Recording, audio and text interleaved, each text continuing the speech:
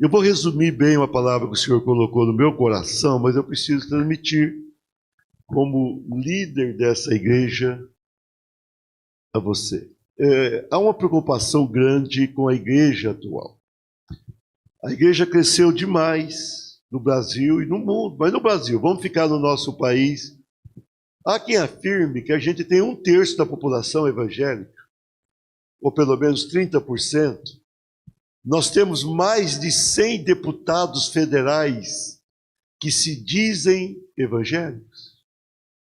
Eu perguntaria, o Brasil melhorou? O Brasil está com a vida moral melhor do que antes? A Câmara melhorou, federal? O Senado está melhor? Então, é algo que me inquieta. Nós estamos aumentando em número de servos de Deus, ou pelo menos deveremos chamar assim, mas a gente não tem observado uma mudança significativa no nosso viver cotidiano. Então, a igreja do Senhor,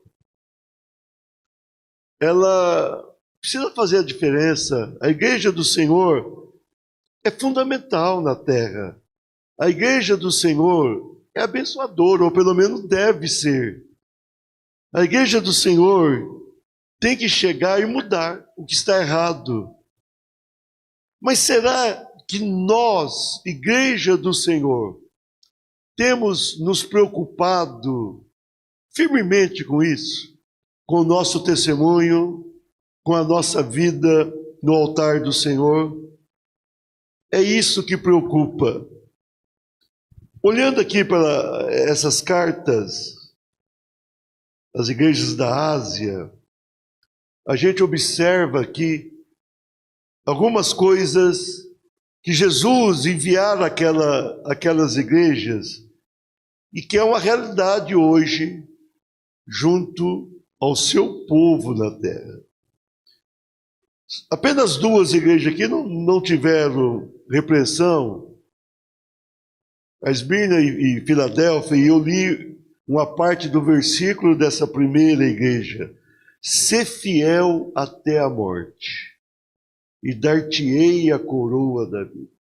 Esse até a morte você pode pegar até morrer lá na frente, ou correndo todo o risco de morrer a qualquer momento, mas a tua fidelidade, ela tem que ser evidente. O mundo espera algo diferente. O mundo aguarda uma igreja relevante. Aguarda. O mundo está perdido. É uma situação chocante. Quando a gente olha para o nosso país, nós observamos que poderemos ter, daqui pouco tempo, um ex-presidiário governando o país. Que situação grave é essa? Olha o ponto que nós chegamos. E a igreja precisa atuar de uma maneira forte, mas, sobretudo, nós temos que ter um testemunho de fidelidade a Deus. A igreja precisa testemunhar com o seu viver, com as suas atitudes, com a sua teologia, com a praticidade daquilo que prega, e isso é preocupante. Então nós vamos falar bem rápido. Ontem eu não ia falar rápido não, mas hoje eu vou falar. Vamos lá, Júnior, pode colocar o tema. Diga assim: graves ameaças à integridade da igreja. Nós vemos nessas cartas graves ameaças que estão ocorrendo, que estão conosco hoje. A igreja pode melhorar muito ou piorar. A igreja precisa ter uma retomada de posição. A igreja brasileira precisa rever conceitos. A igreja brasileira precisa fazer uma reavaliação de tudo aquilo que viveu até aqui daquilo que Deus quer para o seu povo e daquilo que poderemos realizar. Então nós precisamos, com muita seriedade, analisar tudo isso. Mas vamos lá, eu vou ser objetivo aqui. Graves ameaças à integridade da igreja. Diga assim, o amor decadente. Apocalipse, ali, para a primeira igreja de Éfeso. Tenho, porém, contra ti que abandonastes o teu primeiro amor. Lembra-te, pois, de onde caíste. Arrepende-te e volta à prática das primeiras obras.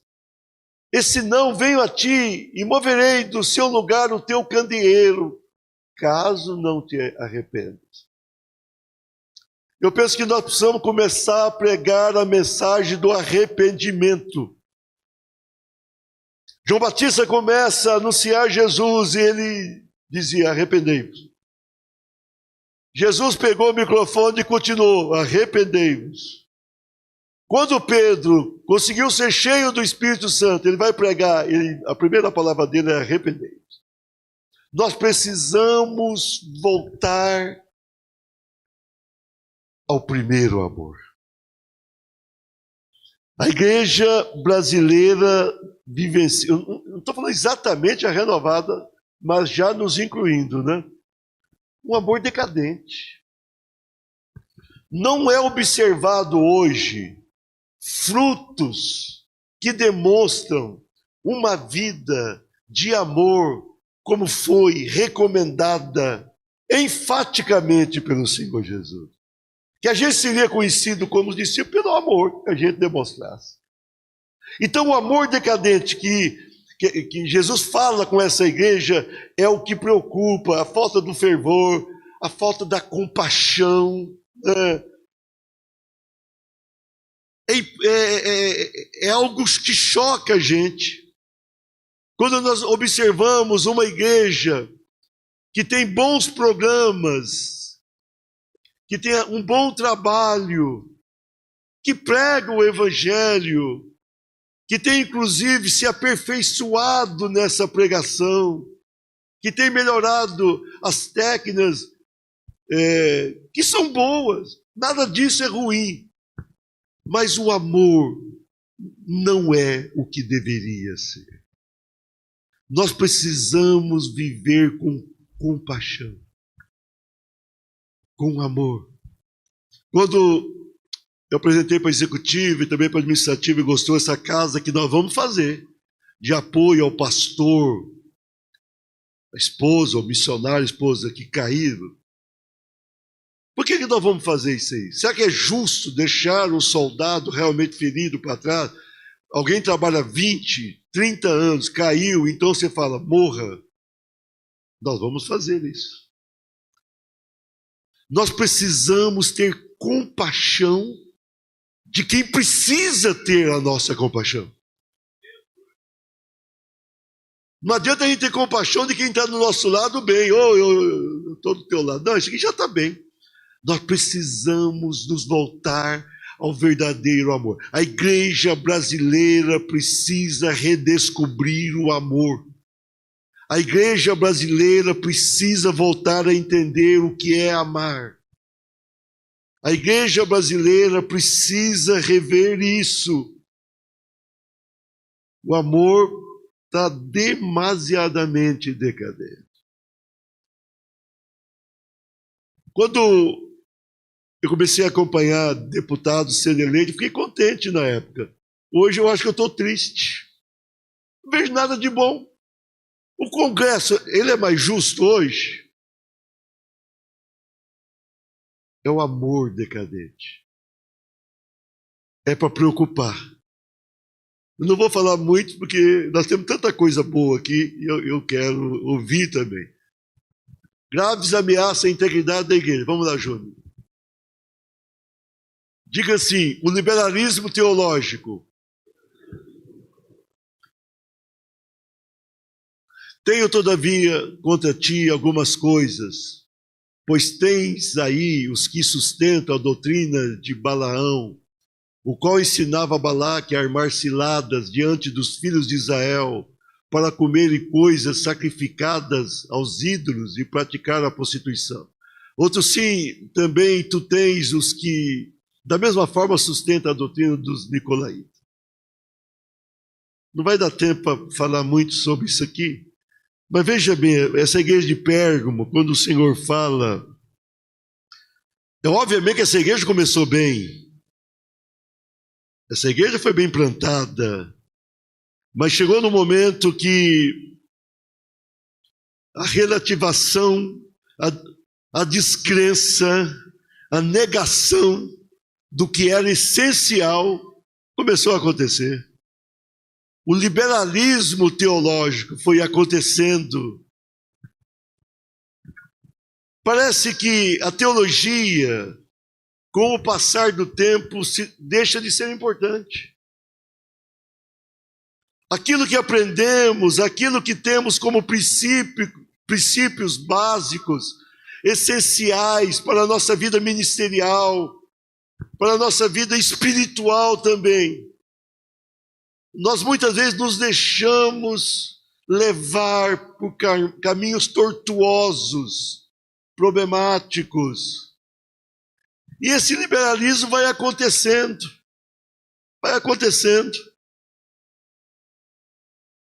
Daqui a pouco ninguém mais vai entender o que é certo, o que é errado. Vai passar o tempo, as pessoas vão carregar a Bíblia e só carregá-la consigo. Nós precisamos, queridos, estar bem firmados nas verdades eternas do Senhor. A Bíblia não é para ser discutida, a Bíblia é para ser vivenciada na sua integridade. Nós não podemos procurar na Bíblia aquilo que satisfaz os nossos pensamentos enquanto obreiros do Senhor. Nós precisamos viver aquilo que Deus quer que vivamos. Nós precisamos ter firmeza.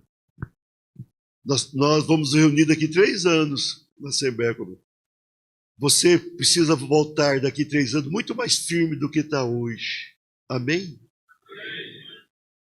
Firmeza teológica. Firmeza. É uma pena que eu não tenho tempo. Graves ameaças à integridade da igreja. Diga assim, o relativismo moral. Tenho, porém, contra ti o tolerares que essa mulher Jezabel, que a si mesma se declara profetiza, não somente ensine, mas ainda seduza os meus servos a praticar a prostituição e a comer coisas sacrificadas aos ídolos. Dei-lhe tempo para que se arrependesse, ela todavia não quer arrepender-se da sua prostituição. Interessante, não quer arrepender. A igreja de Tiatira entrou no relativismo moral. O temor, o pudor, a vergonha, o respeito foi embora. Aí, hoje parece que nada mais é errado. Tudo é relativo. O mundo defende abertamente, isso aqui está passando ao vivo, né? Se eu for preso depois, vocês levam a Coca-Cola 0, eu gosto da 0. O mundo perdeu a vergonha. A mídia perdeu a vergonha. O Congresso perdeu a vergonha. O governo perdeu a vergonha. E a igreja? Perdeu a vergonha também? Essa aqui é uma pergunta. As outras foram afirmações. Relativismo, parece que nada é errado. Eu fui numa igreja, eu participo de algumas reuniões de líderes de igreja. E, uma certa altura, gente séria, saiu o assunto. Como é que nós vamos fazer agora com os homossexuais?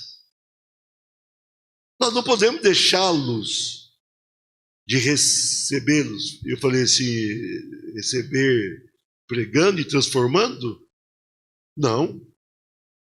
Recebê-los. Nós precisamos encontrar uma saída para isso. Eu falei, o povo perdeu a vergonha. Agora nada mais, vai chegar no ponto que nada mais é errado. O que faltava para a igreja brasileira é isso. A igreja americana já está, norte-americana está contaminadíssima. Pastores homossexuais assumidos, casados com outro homem, estão lá pastoreando. Vai acontecer isso, ou já está acontecendo isso no Brasil? Nós vamos agora relativar a questão moral tão essencial para a nossa vida com Deus, para a nossa vida entre nós. Isso aqui é o extremo, né? O homossexualismo, casamento, tudo isso é o extremo. Mas nós vamos também permitindo algumas coisas, entre aspas, pequenas, que vão contaminando o arraial. Nós vamos permitindo. A nossa igreja outrora, ela foi extremamente fechada. E tudo aquilo foi muito difícil, né? As muitas leis humanas são complexas, difíceis de ser vivenciadas. Mas está chegando um ponto que nada mais é errado. Nada mais é errado dentro da igreja. A questão moral é complicadíssimo o tema. Será que nós temos que instruir os nossos jovens a ter uma vida diferente? Será que eles podem viver de qualquer maneira? Será que o jovem dentro da igreja pode começar a namorar e já ter uma relação sexual? Pastor, isso não está acontecendo. Pior que está acontecendo e muito. Será que nós não vamos ter coragem de pregar a verdade dentro da igreja? Será que nós não vamos chegar e falar, a Bíblia é assim, tem nada relativado, não, nós precisamos ter firmeza nisso que nós cremos. Nós não podemos deixar que a vida moral da igreja manche o nome de Jesus na terra. Será que líderes dentro da igreja têm uma vida moral comprometida com o pecado? Será que as pessoas vão conseguir pregar o evangelho, exigir tanto de outros, quando tem uma vida dúbia, envolvido no pecado? E a pessoa vai se convencendo que tudo é relativo, não é bem assim. Nós precisamos nos preocupar com isso, irmãos. Nós precisamos nos preocupar. Eu não estou dizendo para vocês fazerem um novo código para a igreja e colocar tantas coisas, mas nós temos que pregar a verdade, ainda que percamos gente na igreja, mas nós temos que pregar o evangelho como ele é.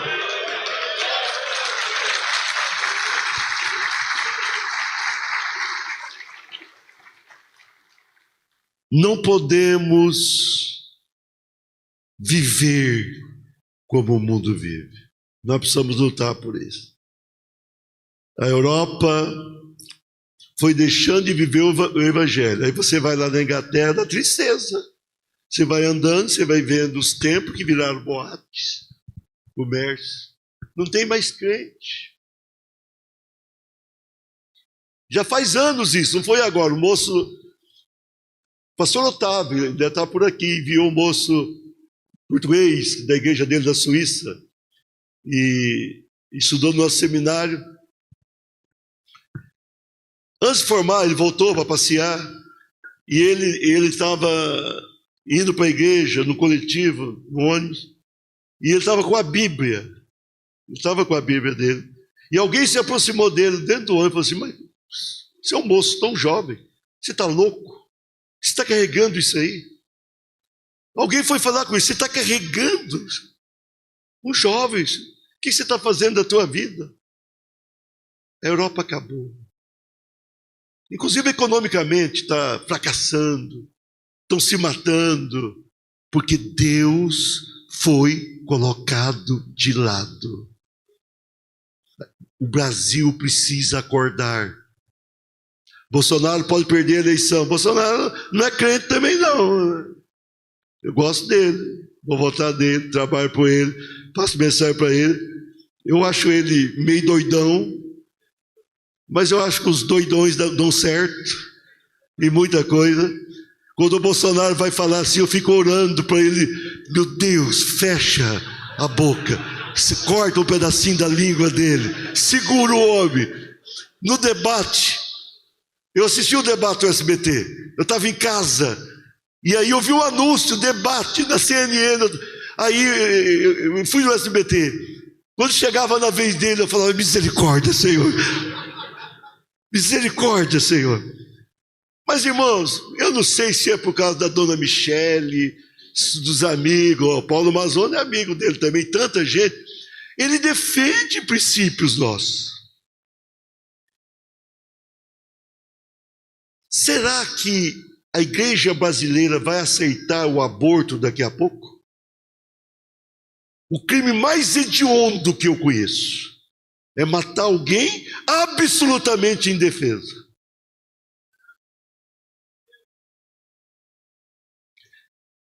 E agora, irmãos, olha, está aí o Bolsonaro, não tem ninguém melhor do que ele lá.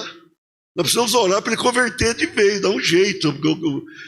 Chegar para ele, cara, você acorda aí, porque senão não tem jeito. Senão na próxima nós vamos colocar a tua mulher como presidenta. Agora, irmãos, olha, eu fico vendo o debate. Eu queria ver o barbudo no debate, ele não foi maldito.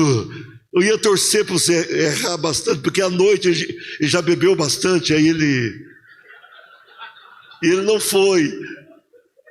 Eu fiquei com vontade de tirar o púlpito dele lá. Por que ele não foi? Por que não veio esse camarada aqui? Mas eu fico vendo ali gente defendendo.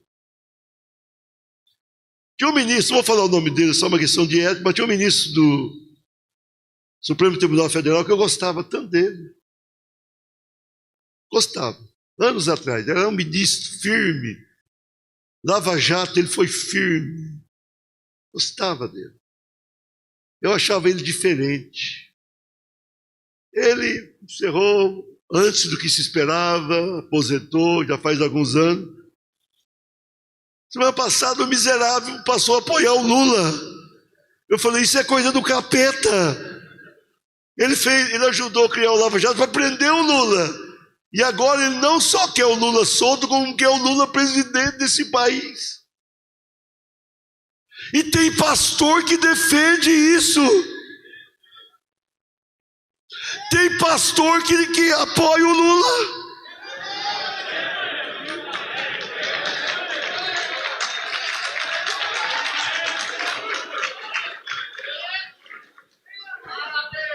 Teve uma cena, uma vez em Porto Alegre, faz algum tempo. Aparece assim, dois homens assim, embaixo, o Lula estava falando, beijando. Tem coisa mais horrível do que dois homens beijando. E o Lula, palhaço, rindo. E o pastor votando e apoiando o Lula. Aquele tonto do Rio de Janeiro falou que tem que pedir perdão pro Lula. Como assim? Vocês conhecem um princípio moral que o Lula defende? Um só. Bolsonaro, do jeito que ele é, ele defende. Ele briga por aquilo, ele fala abertamente. Quando ele fala contra o aborto, ele sabe que ele está perdendo voto de mulheres. Talvez o maior problema dele é a votação feminina. Mas ele fala. A não ser que a dona Michele falou, ou você fala ou você não entra aqui à noite. Mas ele defende. Ele é contra tudo isso que nós somos contra. Pelo menos ele diz assim. Mas nós estamos com 30% da população. Ele está com 30 e poucos por cento da pesquisa. Ué, os evangélicos não estão votando nele? Ou não estão sendo entrevistados à pesquisa? O pastor Paulo Mazzoni teve com ele a semana passada. E ele falou que está perdendo, sim, ele falou. O povo não está, o evangélico vai ter culpa. Relativismo moral. O evangélico vai ter culpa se o Lula ganhar. Se todos os evangélicos estivessem votando nele, não é possível que ele não tenha nenhum católico votando nele. Ele possivelmente ganharia no primeiro turno. Se a gente tivesse os nossos, se é que temos os 30%, né? Mas se temos isso, ele não poderia estar com 33%. Agora, pastor pregando, defendendo, o cara ficou louco. E o Lula vai entrar e vai perseguir aquele pastor. Não se iluda, vai haver perseguição, sim. Nós temos, irmãos, 3 dias para virar o jogo. E é renovada que vai virar o jogo. Relativismo moral, nós precisamos resolver isso.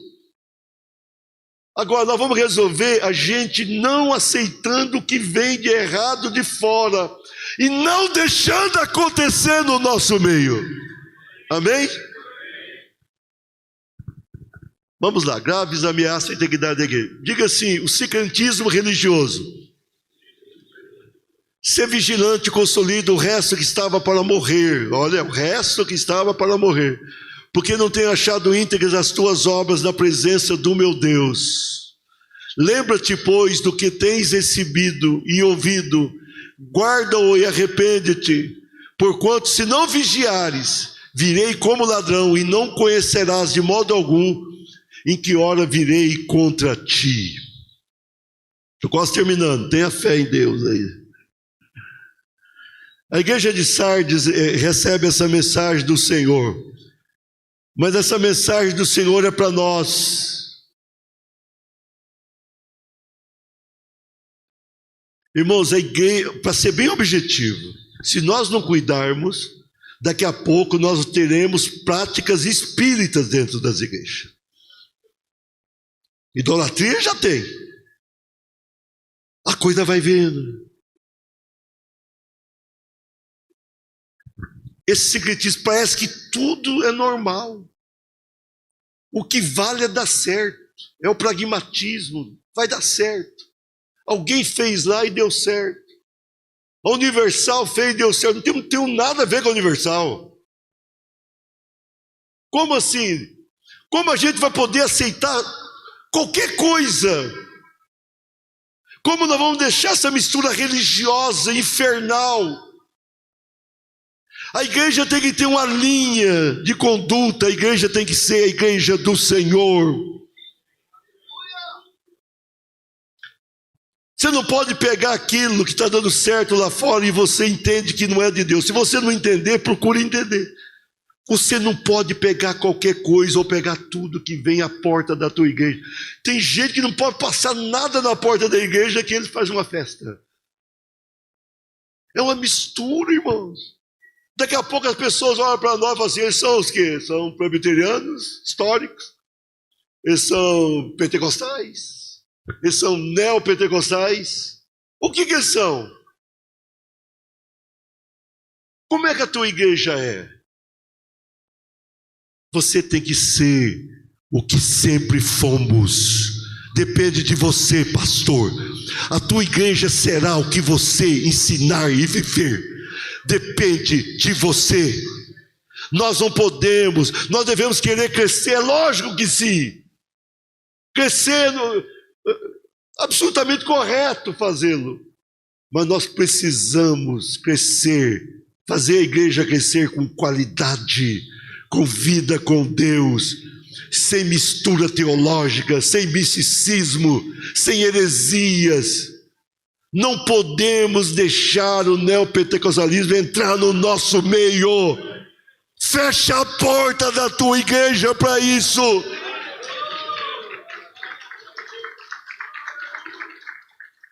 Não aceite isso. Nós estamos no Brasil, é muito grande, é tão difícil cuidar uma igreja no Brasil. Alguém me liga e fala, pastor, você vai estar aqui. Aqui é uma Europa, irmãos. Cuidar de uma igreja no Brasil, por isso nós temos os presbitérios, e os líderes presbiteriais cuidam da sua região e muito bem. Mas, irmãos, quando a gente vai olhando e vai vendo coisas assim que chocam o coração,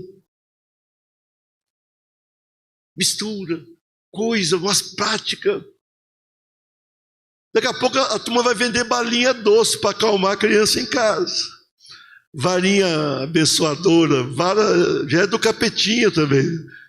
Vai fazendo coisa, e vai vendendo coisinha, e vai fazendo uns enfeites no púlpito assim, que Jesus passa e fala, fui. Não fica ali. Não entra. O Espírito Santo falou assim, não. Só falta alguém falar, Espírito Santo, fica na porta aí que nós vamos fazer um cultão aqui, depois nós resolvemos. Nós não podemos aceitar.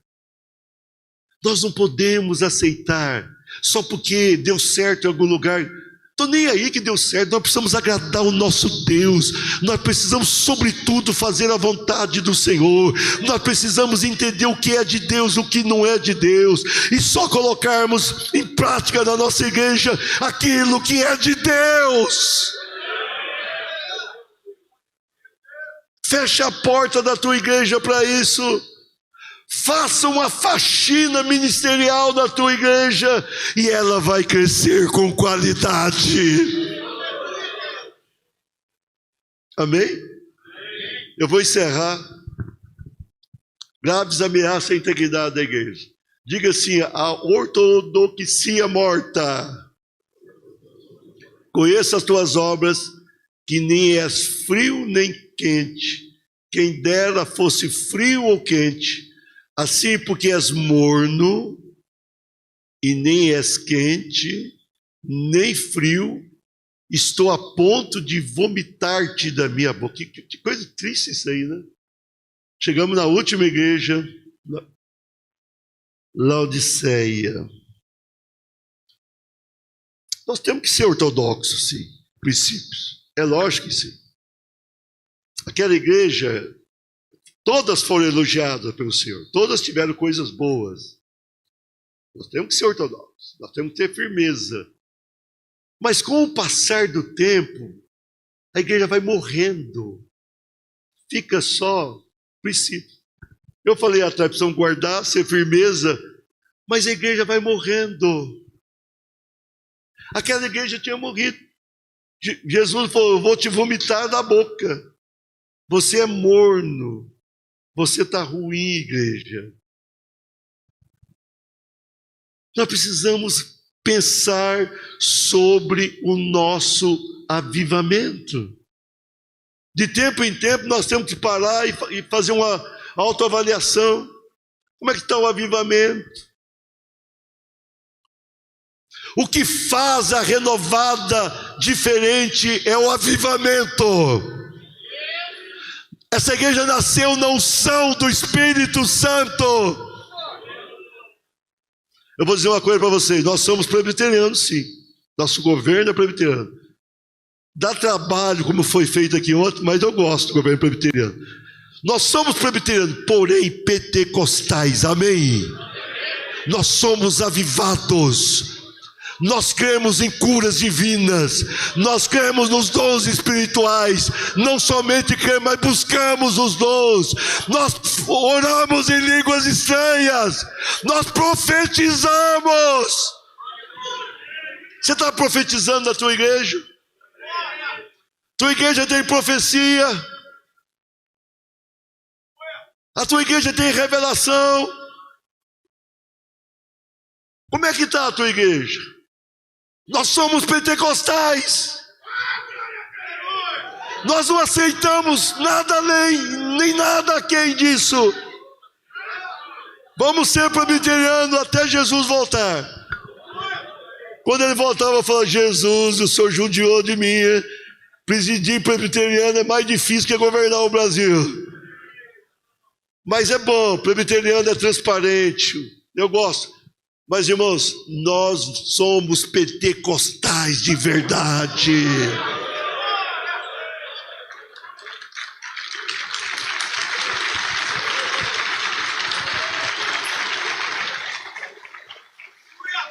Não abra a mão disso. Se uma igreja está na renovada e fala, eu não creio, ela já morreu. Como assim? Como é que você é um pastor da renovada e não crê? Tem que ir para a igreja histórica, chegar lá e falar assim, eu vim aqui dar um jeito na tua igreja. Ou estragar. Irmão, nós somos pentecostais. Se você não é, faça um curso com Jesus para ser pentecostal. Fala, Jesus, como é que o senhor fez lá com os apóstolos? Como é que foi? O senhor estava lá, o senhor ressuscitou, aí o senhor ficou 40 dias com ele, provou, estou aqui, estou vivo, estou aqui, vou subir, subiu. 10 dias depois, o senhor enviou o Espírito Santo. Pedro tinha medo até dos empregados do sumo sacerdote. Praguejou. Você sabe o que é praguejar, né? É melhor não saber. É melhor a gente não analisar o que ele falou. Medo. Né? Na verdade, foi o mais corajoso dos apóstolos, porque ele estava ali ainda, mas medroso. Dia de Pentecostes, ele ficou doidão, cheio do Espírito. Ele pregou, sacerdotes converteu todo mundo, mudou, curou, coxo na porta do templo, levanta, dinheiro eu não tenho, mas levanta, poder eu tenho. Nós precisamos ter poder, nós precisamos ter unção. O povo do Brasil precisa de uma igreja cheia de unção. O povo do Brasil precisa de uma igreja com poder. O povo está cansado só de pregação morta, pregação vazia, pregação sem efeito positivo. Nós precisamos deixar o Espírito Santo dominar a nossa alma novamente.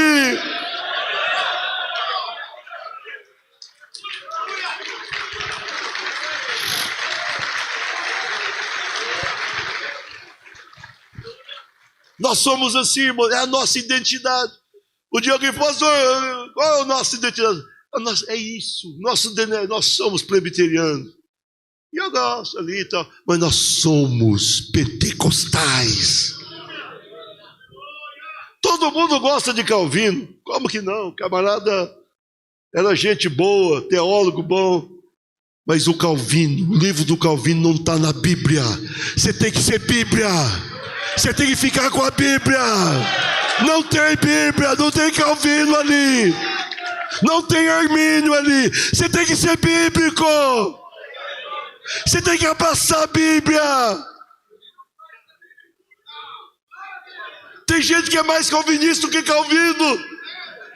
Tem gente que o Calvino fala, meu filho, eu ensinei tudo isso aí não, peraí. Não é assim não. Vamos conversar. Vamos conversar. Nós somos pentecostais.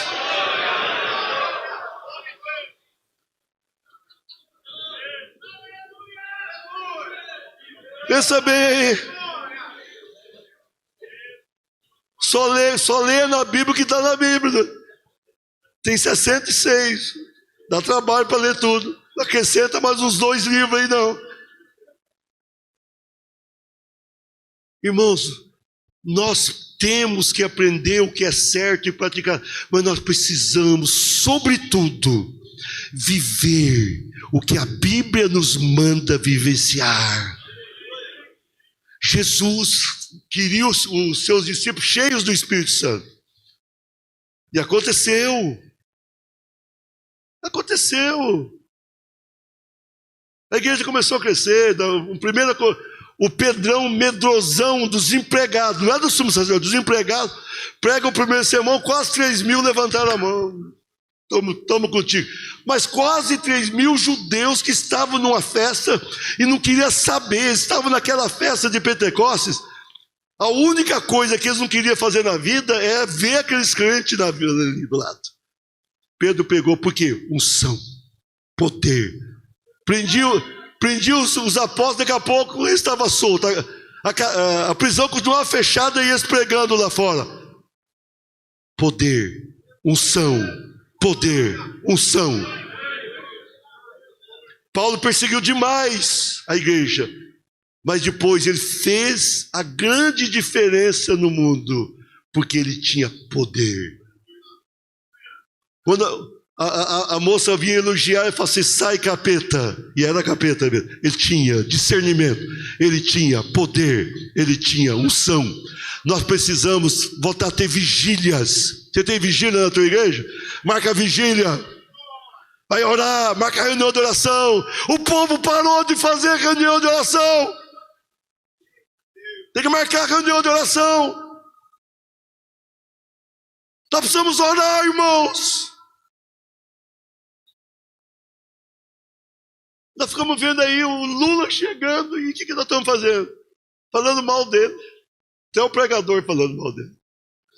Mas nós precisamos orar. Nós vamos vencer na oração. Nós somos pentecostais, nós conhecemos o caminho da bênção. Nós conhecemos, nós sabemos onde buscar, como buscar e para que buscar. Nós sabemos. Nós vivemos isso. Nós vivemos isso. Vamos buscar isso.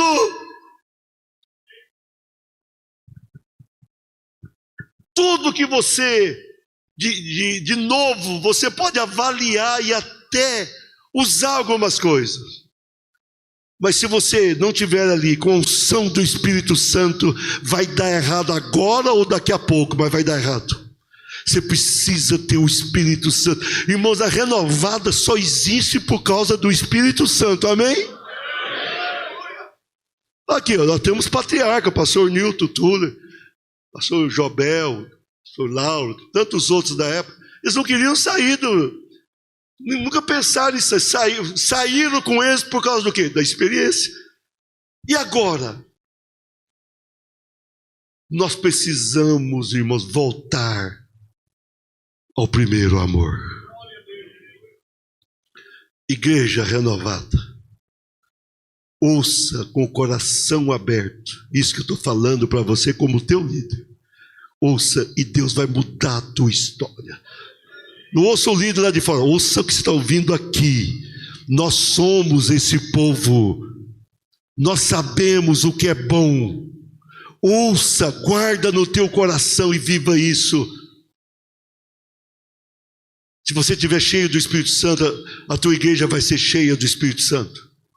Se a tua igreja estiver cheia do Espírito Santo, o Espírito Santo vai convencer o mundo do pecado, do juízo e da justiça. Quem convence é o Espírito Santo. Se você levar a igreja a ser cheia do Espírito Santo, você vai ter fruto, você vai ter resultados. Naturalmente você terá resultado. Mas nós precisamos buscar o enchimento do Espírito Santo. Comece a orar. O pastor não pode orar menos de 1 hora por dia. É pecado o pastor orar menos de 1 hora por dia. Eu estou descobrindo isso na Bíblia agora. Pedro estava dormindo e falou assim: nem 1 hora, cara. Jesus falou para ele: eu vou morrer daqui a pouco. Jesus chegasse hoje e ia falar para o pastor: nem 10 minutos. Em 2005 eu lancei 2006 eu lancei um programa numa assembleia. Pelo menos, não vou fazer um apelo aqui, senão eu vou desviar eu daqui de tristeza. Pelo menos 1 hora de oração por dia o pastor. O gostoso são 2. A melhor experiência que eu tenho de oração é quando eu oro 2. Se for 2h30 é melhor ainda. Por isso que eu não atendo ninguém de manhã. E porque eu estou com um cara de sono aqui, que eu saí daqui ontem, aí eu tinha que conversar, né? Depois eu cheguei no quarto, estava o meu filho. Tem 2 filhos, um casal, meu filho, palmeirense, gente boa. E eu cheguei no quarto. Aí estava um time de um amigo meu que vai pregar daqui a pouco, jogando contra o time do meu filho, que é meu time também. E eu pensei assim: estou ralado. O time estava sem ninguém, desfalcado. E o Marcelo do meu lado. O Marcelo, ele vai no Allianz Parque quase toda semana. Não sei como é que ele faz. Né? Aí o time ganhou. Não o outro, o meu ganhou. Olha lá. Então, depois disso, eu falei o seguinte: eu tenho que responder as mensagens, porque meu filho estava lá junto, tinha que ficar com ele, não dá para ficar fazendo as duas coisas. Aí eu falei assim: eu vou responder umas mensaginhas que mandaram, daqui 15 minutos eu vou dormir. Mas tinha 180 mensagens. Eu falei: olha, eu não posso responder uma, ou é uma, ou nenhuma, ou 180. Eu respondi todas. Aí quando eu percebi, era 3 da manhã.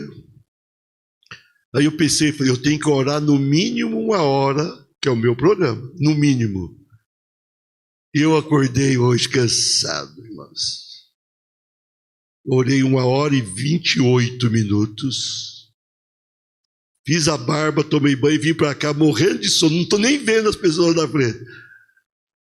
Se eu estou viajando, estou no exterior, no avião, eu oro de madrugada, no mínimo 1 hora naquele avião. É bom que o avião nem caia assim, eu dou um jeito. Eu dou uma mão para os outros que estão comigo ali. Ou você tem um programa fixo ou não dá certo. Eu vou orar, mas quando der certo, não ora. Eu vou jejuar. Olha, Jesus, o Senhor toca no meu coração o dia que o Senhor quer que eu jejue. Você não vai, Jesus tem mais coisa que fazer, quer ficar tocando o teu coração para despertar e marcar jejum. Eu oro, eu não peço para Jesus me acordar para oração, não. Eu ponho o celular, toca, de manhã hoje, vai tocar, eu tenho raiva do celular, mas já levantei. Jesus vai me acordar por quê? Se você não marcar oração, não marcar jejum, você não ora, você não jejua. Se você não orar, os teus líderes na igreja não oram também. Se os teus líderes não orar, o povo não ora. E se ninguém orar, a igreja não acontece. Nós somos pentecostais e precisamos começar orando. Faça um propósito novamente. São 16 anos que eu fiz aquele apelo. Vocês estão quase se livrando de mim, o tempo está passando aí. 16 anos atrás, pelo menos 1 hora. Por favor, ore pelo menos 1 hora por dia. E ora cedo, deixa para tarde que você não vai orar. Ora, se você levanta às 7, levanta às 6, ora 1 hora. Você não vai morrer por isso, não. Pode ter certeza que não. Ora 1 hora pelo menos. Se orar 2 é melhor. Mas estabeleça. Eu vou orar 1 hora. Eu não atendo telefone, não atendo campainha. Minha esposa não chama, eu não vou orar. Eu não atendo ninguém. E vocês aprenderam. As pessoas não ligam mais para mim de manhã. Graças a Deus. A única coisa, quando eu abro o celular, tem 78 mensagens. Mas tudo bem. Mas eu dizer para vocês. Ora. Você vai mudar a tua igreja orando. Mas você não pode pregar para os outros orar se você não fazer isso. Ora. Busca dons. Ora em língua estranha. Dentro do banco. Vai lá naquela fila do banco. Fica orando ali que Deus te abençoa. Estou falando para você. Nós precisamos começar a fazer isso, irmão. Chega na tua igreja e profetiza. Faz quanto tempo você não profetiza na igreja? Profetiza para aquele povo. Mexe com aquele povo. Desperta o povo. Nós somos presbiterianos, porém, bem forte.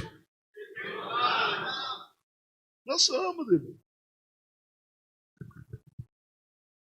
Eu vou parar. Eu quero ouvir. Eu convidei o obreiro aqui, eu preciso ouvir.